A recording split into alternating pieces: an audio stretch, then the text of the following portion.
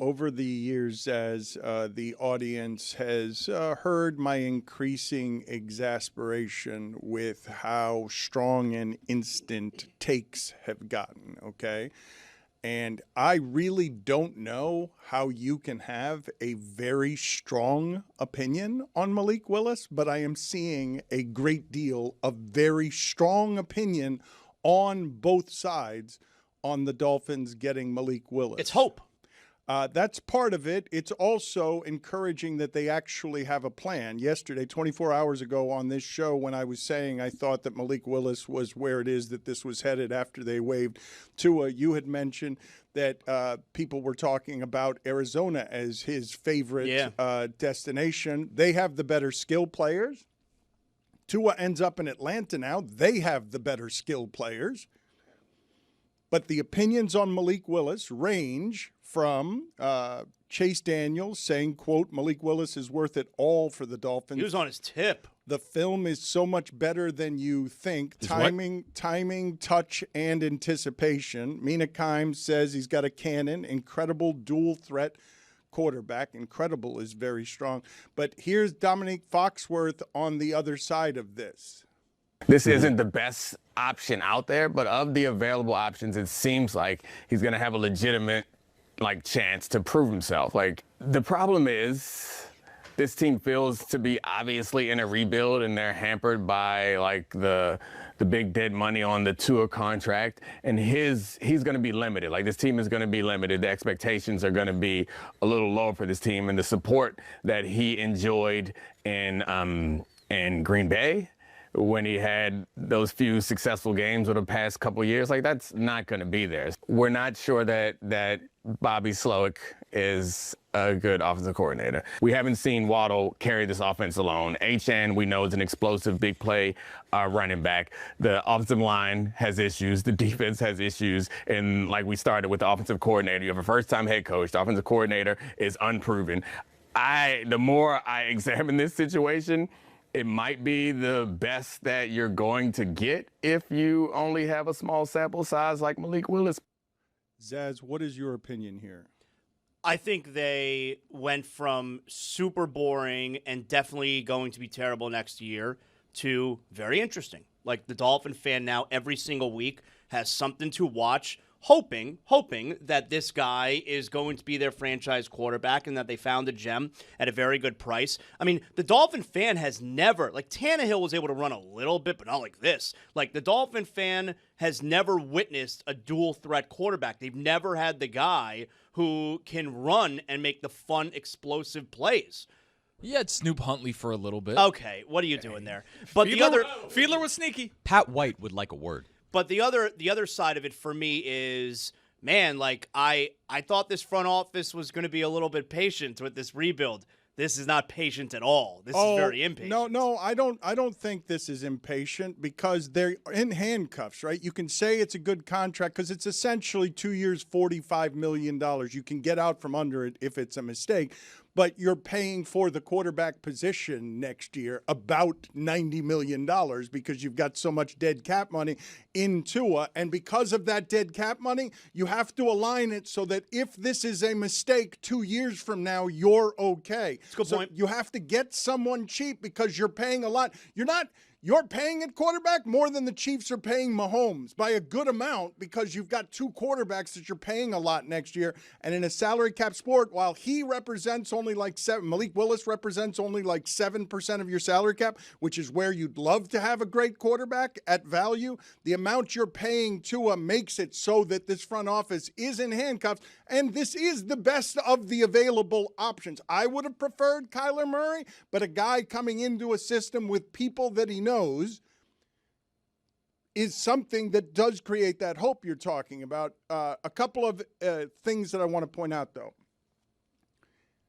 He couldn't beat out Will Levis in his first 2 years at Tennessee. He only had 92 dropbacks in Tennessee and was terrible in Tennessee. Couldn't beat out Levis. Now, people are excited about Green Bay, but that's a conservative offense, okay? That's a run-heavy offense, and they had a good offensive line in Green Bay. So he was very good down the field. In terms of explosive plays, people have run the analytics and say if you take the sample from him in Green Bay and put it out over the entirety of a season, it's the best quarterback in the league because of how he throws the ball downfield accurately. But I just don't know how you can have very strong opinions for a first-time starter in year 5 who's taken all of 302 snaps in 5 years. Loads of bad tape at Tennessee. And I was a huge Malik Willis guy when he was at Liberty. Touchdown connection with C.J. Daniels. Like, he was awesome at Liberty. And I thought he was going to be one of the best pro prospects. And he went into the league, got opportunities with a bad Tennessee team, admittedly, and he straight up could not throw the ball. They did not trust him to throw the ball. Forget downfield. They didn't trust him to throw the ball 4 yards. And he was available for Green Bay on the cheap for a reason. And it took him a while in Green Bay. I think they traded a 7th for him, right? Yeah, it took him a minute in Green Bay, and he started because Jordan Love's been in and out a little bit, but last year was really encouraging and a testament to that being a development position, him learning the NFL a little bit, and those numbers downfield are really impressive. In terms of hope and the Dolphin fan perspective, you're really excited that they had a plan. They executed it quickly. You thought that this year would be a wasted year. No, you actually got one of the top 2 quarterbacks available. You have hope in the front office because they executed a plan and made Miami somehow desirable for a top 2 quarterback.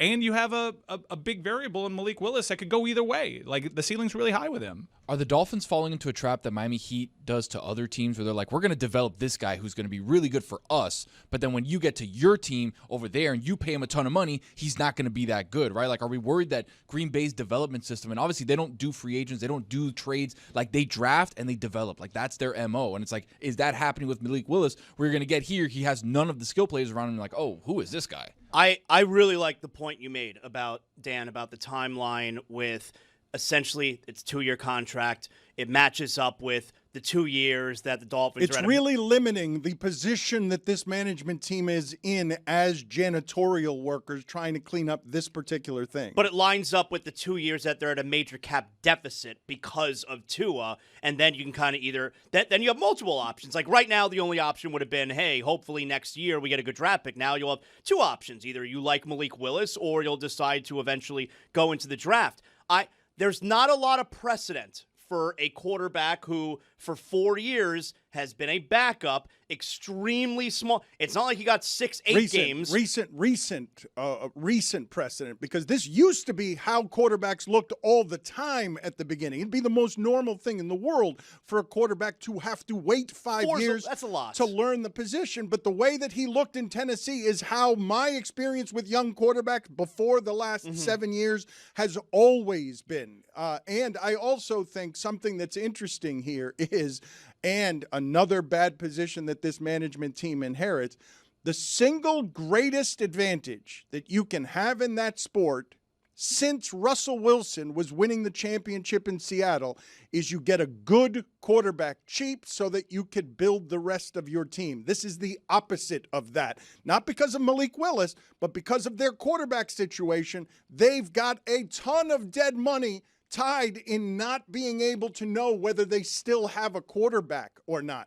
That's usually something that will shackle the entirety of your franchise. You kind of need him to be great, and there's nothing to suggest that he's got the help needed on offense to be great. I want to read you some of these numbers because I want to get your opinions on whether or not you guys pay attention to some of the advanced metrics. This is from both ESPN and Next Gen Stats. ESPN is saying his numbers, Malik Willis's numbers, outrageous in Green Bay is what they're calling them. An 86.3 QBR, 9.2 yards per dropback, a plus 7% completion percentage over what is expected.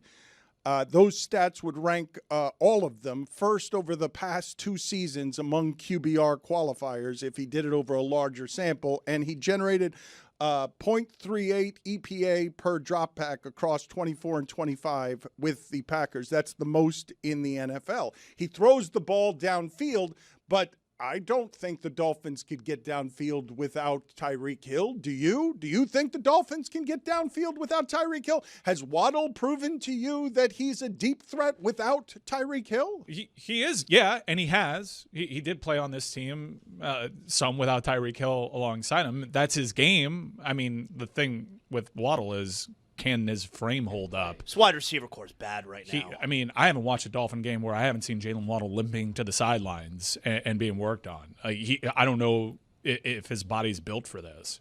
One more stat from Doug Clawson, what Malik Willis did in his only start last season. First quarterback all time with an 85% completion percentage, 13-plus yards per attempt, and 60-plus rushing yards in a game. First quarterback since Michael Vick in 2002 with 100 pass attempts, pass touchdown, rushing touchdown, and 0 incompletions in a first half. That's what people are getting excited about. They're getting excited about New Michael Vick? One start is what they're getting excited about. Tiny sample Michael size Vick. theater. Minus the bad thing. Was it against the Ravens? Was it against the? Was that start again? Was the one start against that terrible Ravens defense that was good most or terrible most of the season, good the many seasons before that, and only good when Kyle Hamilton is in their defensive secondary, because these hopes are clinging to something that is a very small sample. Right. Not a lot. That's what I'm talking about, right? Where there's not a lot of recent precedent for what we've seen or haven't seen from Malik Willis and him becoming the guy they hope he's going to be. But at the same time, I like siding with the people who have the information that I definitely don't have. I'm sitting on my couch watching games and talking here, like a dope, and guys like John Eric Sullivan, it's what's he ever shown you before? He's never been a general manager. I get it, but like his livelihood depends on the information he has on this guy and being right. And I usually like to side with those people who have that kind of information. This is a win for the Dolphins because they have a plan at quarterback. I just don't know how much stronger of an opinion you can have than that, because when you say guy can be good elsewhere but not necessarily here, it takes a great deal to make the quarterback good. I don't love the Packers receivers. Do you guys love the Packers? I love the Packers receivers. The problem is they can never stay healthy all at once, but they're so deep that one guy goes out, you have a revolving door. No, I'm big on the Packers wide receivers, dude. How about the rest of you? Because I love Jordan Love. I do. I think he is great. But you love Watson. That's somebody that you love. Yeah. Okay. When he's healthy, and Dobbs has been good. Jaden Reed is. I okay. love Jaden Reed. Are there players that sometimes you love even when they're not healthy? You're like, man, that guy is hurt, and I say he's still really good. Yeah, Jaden Reed. He spent most of the year out because he made a diving attempt and broke his collarbone. But Jaden Reed, like whenever you need a play, Jaden Reed is there. No, their wide receivers are really good. They just can't stay healthy, but they're deep, so they can survive it. There's a lot of Bs, right? There's no A guy in the Packers organization. That's the way they do it. They do wide receiver by committee. I mean, Watson could probably be that if he were just healthy enough consistently. Sure, maybe, but like so. Dubs is their best receiver. And they also, who's the young wide receiver that they spent draft capital on? Matthew Golden. Yeah, like that guy sucks. Yeah, but his separation metrics were incredible. Well, how about catch the ball metrics? How about touchdown metrics? How about yards metrics? You didn't get any. How about that? in that one game against, well, they had two games against Chicago where they collapsed at the end, but Golden had his first touchdown of the season in that game, and they ended up Week 18 losing it anyway. Again, we used to have patience about this stuff. A first-round draft pick at wide receiver didn't have to be great right off the bat. Randy Moss was, but he didn't even know how to run any routes. He was just running straight down the field. I believe did Randy Moss have 17 touchdowns his first season, and it was all 9 routes? He didn't know how to run any other patterns. I think I've got that number wrong. That number can't be that high. Is it that high? A rookie wide receiver, what is the number? He did have 17 touchdowns as a rookie. Okay. Hell of a recall there, Dan. Yeah, well, that's true. Well, I mean, because it doesn't happen. Because it was 9 routes. Yeah, it was 9 routes and it was Randy Moss. touchdowns. But it's like he didn't know how to run any other routes. And again, I still smelled the nachos on Jimmy Johnson's breath, telling me that John Avery was the better draft pick when he passed on Randy Moss. I think with Malik Willis, in terms of, I know that this was a wide receiver conversation, but Malik Willis, he had a lot of promise, and he was just straight up bad. And he was noticeably bad because the team straight up did not trust him to throw the ball. And even when he comes in injury relief, while his numbers are very efficient, he's not a volume thrower. The offense straight up does not trust him to throw the football. But LaFleur runs a lot in general, even with Jordan Love. It's a conservative. He runs a lot, and their offensive line is good. Zaz, what did you make here on social media? The Dolphins may have indeed forgotten the birthday of Tua, but they did thank him on his way out. Four-time team captain. You have called him the greatest bust in franchise history. I think that's wrong of you to say. Why? Because it's too soon? No, because he led the NFL in yards per attempt and QB rating in 2022. He led the league in passing in 2023, and he led the NFL in completion percentage in 2024. Right. They've never had to rebuild, though, because another player wasn't any good on their team. They're rebuilding because this one wasn't good. Guys lost their jobs because this one isn't good. They have the largest cap hit in the history of the NFL because this guy wasn't good. And let me tell you something. Dan, take a look at this thank you note that they put out there, okay? This graphic. Have you ever seen a more pathetic graphic? I mean, 4-time team captain. Dan. One-time Pro Bowler. How about we just put Pro Bowler? One-time Pro Bowler. And why are we thanking him? Thanking him for what?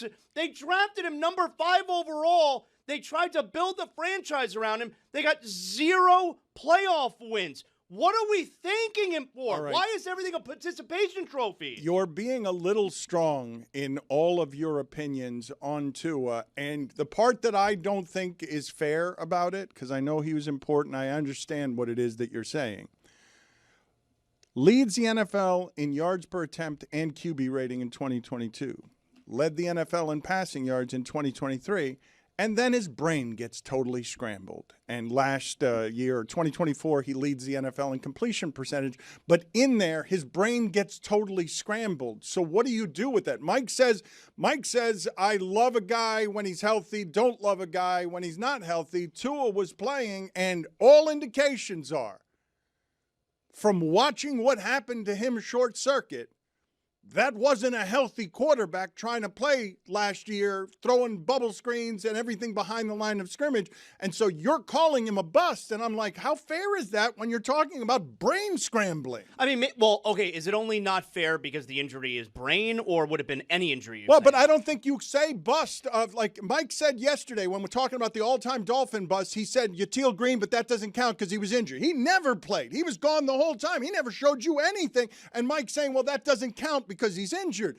In this particular case, a guy is out there, and obviously we don't have the expertise as doctors with the diagnosis to know enough about concussions, but what we saw indicates, that quarterback's not in any way physically right from the way that he's playing, but it's not an injury that you can quantify or that you can see or that keeps him out, like an ankle, keeps him out temporarily, but when he comes back, you don't know what level of fuzzy he is. You don't know how honest he's being with doctors. You don't know how desperately he wants to get out on the field and is passing tests with, hiding the fact that he is not, sleeping well at night or has headaches or whatever. It's just you don't know what's physically going on in his head, but you're watching the games and you know something's clearly not right because you rarely see a quarterback, like Mike's mentioned, RG3 and Carson Wentz, they had physical injuries that we can point to. Like they physically broke. This guy was still out there and was mentally broken. I think you can point to it just the same. And he's also had the hip injuries and other injuries on top of that. But Kyler Murray, Tua's not even the biggest mystery in this free agent class. I think Kyler Murray is the biggest, mystery because like Tua, we saw him come out the gates. Well, Tua sputtered a little bit. In fact, was pulled by Ryan Fitzpatrick, but he led the league in passing. Kyler Murray felt like a slam dunk. He was an electric football player. And what happened there? Call of Duty? I think a lot of the commentary from Tua this past year also bothers me. Like, I think a lot of the things that he said, I think a lot of the behavior, throwing the teammates under the bus several times, the stuff even with Tyreek Hill at the beginning of the season, show me the money, of course, which was, and that was before he started to be a bad quarterback, but even then, it was like terribly off-putting. And the whispers of stuff you're hearing behind the scenes with him and Mike McDaniel, who, by the way, like, Tua Tagovailoa, but like, I don't know where that relationship went wrong, but you would have thought that Tua would like be thankful every day of his life for Mike McDaniel, no matter what you think of Mike McDaniel as a head coach. Tua should be calling up Mike McDaniel every single day and thanking him for how he helped him in his career. But I think what happened at the end, okay, is a whole bunch of people who didn't know how to be leaders got swallowed by the things that don't swallow great leaders. And when I say they don't know how to be leaders, they'd never been put in the position where they had to be before. And then at the end, as everything was, as I say, the ship be sinking, everybody was trying to blame everyone else for why it was sinking. And so that's where it broke apart, I'm sure, with McDaniel and Tua. McDaniel said when he got here, you guys remember a couple of breathless interviews we did with McDaniel and Tua. McDaniel says, I've never seen a more accurate quarterback. When he inherits Tua, before he's thrown a pass in a professional game for McDaniel, McDaniel says that. And then Tua seemed like a fine leader to us when Chris Cody was next to him fiddling with his strings on his shorts as he was just gazing lovingly into the eyes of Tua because he was saying all the bold quarterbacking leadership things that you'd like fine if it was still leading the league in passing. It wouldn't feel – show me the money would feel far less offensive to you if it had been something that was still leading the league in passing. Oh, but I didn't like it when he said it. I mean, and he, when he signed that contract, he was still what most of us, certainly myself, believed was still a good quarterback. Like, I thought it was off-putting the moment that he said it. It was strange. And by the way, money changes dudes sometimes. Like, didn't he make some changes in his personal life too? You know, like didn't he get rid of the trainer, the guy who was with him for years? I don't know. It's possible money changes you. Yes, we did say Fartley. No, nobody noticed. We're gonna be okay. I think that I deserve to. Minor penalty, 2 minutes. Fart came out of your mouth. Wow. He did say Fartley. He was on a point, though, so I didn't want to say anything. Didn't see that coming. Yeah. Wow.